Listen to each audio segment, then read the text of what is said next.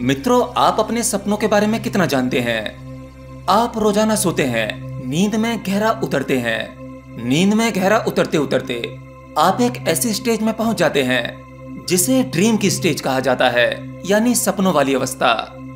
आप अपने सपनों में वो दृश्य देखते हैं जो आपने अपनी लाइफ में कभी नहीं देखे। आप अपने सपनों में वो सब चीजें कर सकते हैं जो आपकी इस फिजिकल बॉडी के लॉ के बाहर है। मतलब आप उन चीजों को इस फिजिकल वर्ल्ड में अपनी फिजिकल बॉडी के साथ नहीं कर सकते।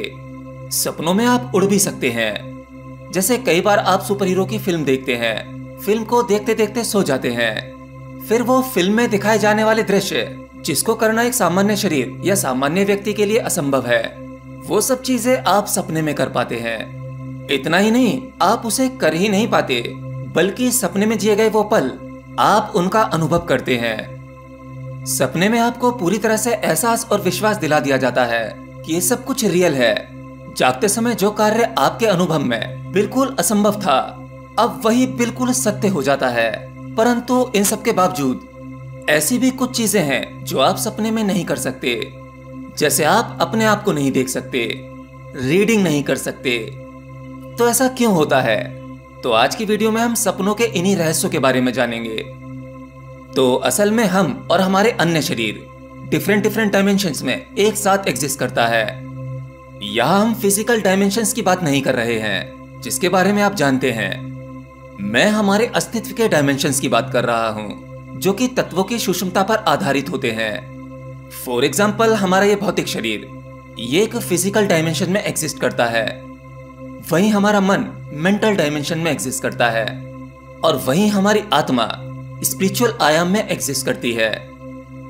अब ये हमारे अस्तित्व के और हमारी सूक्ष्मता के इतने ही डायमेंशंस नहीं है, इनके भी सब डायमेंशंस होते हैं जिसके आधार पर हम कुछ चीजें समझ पाते हैं और कुछ नहीं समझ पाते। जैसे कि कुछ लोगों का दावा होता है कि उन्होंने घोस्ट यानी भूतों को देखा है। कुछ दैवीय पदार्थ होते हैं, किसी प्रिय शिष्य के सामने उसके वो गुरु दर्शन देते हैं जो अब इस दुनिया में भौतिक शरीर के साथ नहीं है। लेकिन हम इन सभी डायमेंशंस की बात नहीं करेंगे, ये बहुत लंबा टॉपिक हो जाएगा। आज तो हम अपने उस आयाम की बात करेंगे जिसमें हमारे स्वप्न यानी सपने आते हैं। तो जब हम सपना देख रहे होते हैं तब हमारा केवल शरीर सोया होता है, हमारा मन और आत्मा नहीं सोती। वे दोनों आपकी नींद की अवस्था में उतने ही सक्रिय होते हैं जितना कि आपकी जागने की अवस्था में। इनफैक्ट अगर आप में क्लियरिटी बहुत अच्छी है तो आप अपने सपनों में रियलिटी से ज्यादा क्लैरिटी का अनुभव कर सकते हो। इसे लूसी ड्रीमिंग के नाम से भी जाना जाता है। तो जब हम सो रहे होते हैं, धीरे धीरे हमारा शरीर स्थिर होता चला जाता है, गहरी आराम की अवस्था में पहुंच जाता है जहां वो पूरी तरह से सो जाता है। हालांकि शरीर के भीतरी कार्य चलते रहते हैं और उनका आपके बाहरी शरीर से कोई संबंध नहीं है। वे आत्मा की शक्ति से निरंतर चलता रहता है, जैसे खून का बहना, दिल का धड़कना, ये सभी क्रियाएं नहीं रुकती। परंतु शरीर सो जाता है और धीरे धीरे आप पहुंच जाते हो अपनी मेंटल डायमेंशन में। वहां एक सपना देखते हैं और सपने में एक नया जीवन जीकर आ जाते हैं। तो वहां पर आप अपनी मेंटल बॉडी को लेकर जाते हो, न कि अपनी इस फिजिकल बॉडी को। और इसीलिए आप अपने आप को कभी अपने सपनों में नहीं देख पाते, क्योंकि स्वप्न की इस गहरी अवस्था में आपकी फिजिकल बॉडी लगभग निष्क्रिय अवस्था में होती है, इनएक्टिव फॉर्म में, और मेंटल स्टेज सक्रिय होती है जहां आपका मन आपके शरीर से स्वतंत्र होता है।